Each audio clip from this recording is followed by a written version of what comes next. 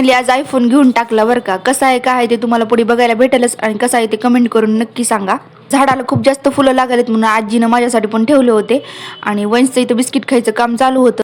रोज त्याला चपाती भाजीच लागते पण आता काय आईकडे जायचं होतं म्हणून त्याला फक्त बिस्किट ते दिलं होतं खायला. मग त्याचं खाणं होईपर्यंत मस्त अशी पूजा करून घ्यावं म्हणलं पटकन या.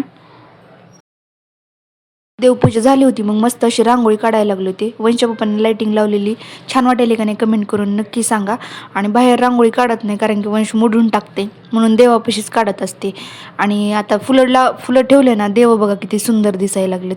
आणि तर हीच वंशसाठी आयफोन घेतला होता बरं का यात्रेत गेल्यावर कारण की ह्यानं लय फोन बघायला लागला होता म्हणून ह्याला एक फोन घेऊन द्यावं म्हणलं. आता तुम्ही म्हणसाल ह्याला आयफोन का म्हणलाली बाई, पण आता त्या आयफोनपेक्षा कमी आहे का. लहानपणी आपल्याला रडू रडू ह्या गोष्टी भेटायच्या ह्यांना काय आयतच भेटलेल्या तर आधीच मायबाप घेऊन देतात ना काय म्हणायच्या आधीच. आयफोन आल्यापासून ना त्यानं आमचा फोनचा नाद जरा बंद केलाय. मग तुम्ही पण तुमच्या लेकराला घेऊन देऊ शकता. आजकालच्या लेकरांना कोणत्या गोष्टीची किंमत नाही. आम्हाला तर लॅपरोक वाटायचं लहानपणी सगळ्या गोष्टी.